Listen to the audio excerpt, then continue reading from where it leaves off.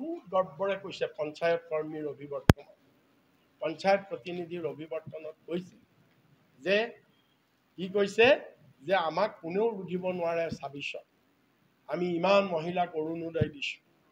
অৰুণোদয় 1 অৰুণোদয় 2 অৰুণোদয় 3 আমি ইমান ইন্দিৰা আৱাস যোজনা দিছোঁ ঠিক আছে মই বাকীখিনি কথা অৰুণোদয় দিছোঁ কিন্তু এই কথা অমিত শ্বাহে ক'বলৈ পাহৰি গ'ল কিয় এই কথা কিয় পাহৰি গ'ল অৰুণোদয় তুমি ক'ৰ পৰা দিছা অৰুণোদয় ক'ৰ পৰা দিলে চেণ্ট্ৰেলৰ পইচাৰ পৰা দিলে নে ৰাজ্য চৰকাৰৰ পইচাৰ পৰা দিলে এই যে ৪২ লাখ মহিলা অৰুণোদয় যে দিব দিছে ক'ৰ পৰা দিলে এয়া পইচা ধাৰ লৈ পেলাই দিছে ঋণ লৈ দিছে না কৰ কাটলৰ পৰা উঠাইছে ধাৰ লৈ তুমি ১,৫৮,০০০ কোটি টকা আজিৰ তাৰিখত ধাৰ হ'ল অসম শেষ কৰি দিছে পংগু কৰি দিছে কঙাল কৰি পেলালে অসম ১,৫৮,০০০ কোটি টকা ঋণ লৈ তুমি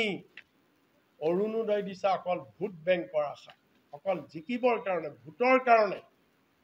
কাৰো কল্যাণ সাধনৰ কাৰণে তুমি দিয়া নাই ১২৫০ টকাৰে কি হয় ১২৫০ টকাৰে আজি এটা শিশু যদি অসমত জন্ম হয়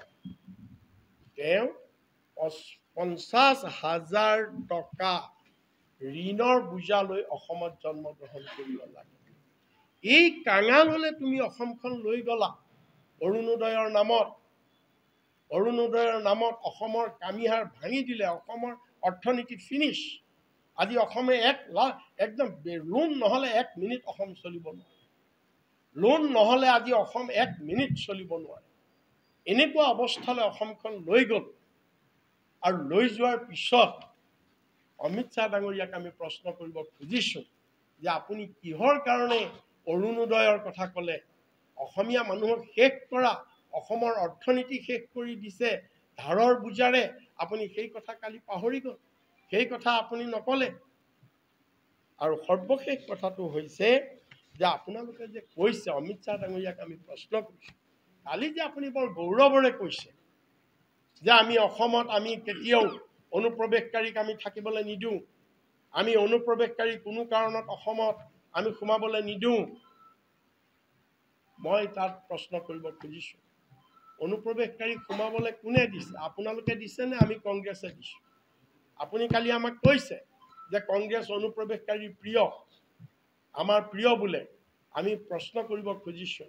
আপোনাক অনুপ্ৰৱেশকাৰীক অসমলৈ আপুনি আনিছে নে আমি কংগ্ৰেছে আনিছোঁ আমি কংগ্ৰেছে অনুপ্ৰৱেশকাৰীক বন্ধ কৰিবৰ কাৰণে অসম চুক্তি কৰিছোঁ অসম চুক্তি ৰাজীৱ গান্ধীয়ে কৰি থৈ গৈছে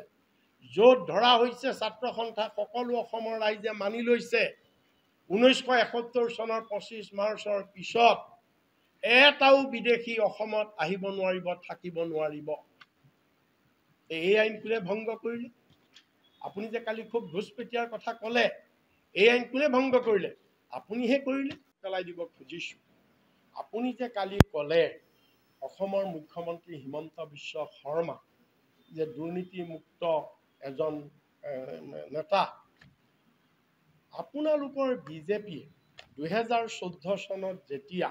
প্ৰথম শাসন লৈছিল আৰু সেই শাসন লোৱাৰ পিছতেই যিখন বিজেপিৰ পাৰ্লিমেণ্টাৰী কমিটি হৈছিল সেই পাৰ্লিমেণ্টাৰী কমিটিৰ অন ৰেকৰ্ড আপোনালোকৰ ৰিজলিউশ্যন আছে য'ত আপোনালোকে কৈছিল যে ভাৰতবৰ্ষৰ ভিতৰত আটাইতকৈ যদি দুৰ্নীতিগ্ৰস্ত মন্ত্ৰী আছে সেইজন অসমৰ তৰুণ গগৈ মন্ত্ৰীসভাৰ কংগ্ৰেছৰ মন্ত্ৰী ডক্টৰ হিমন্ত বিশ্ব শৰ্মা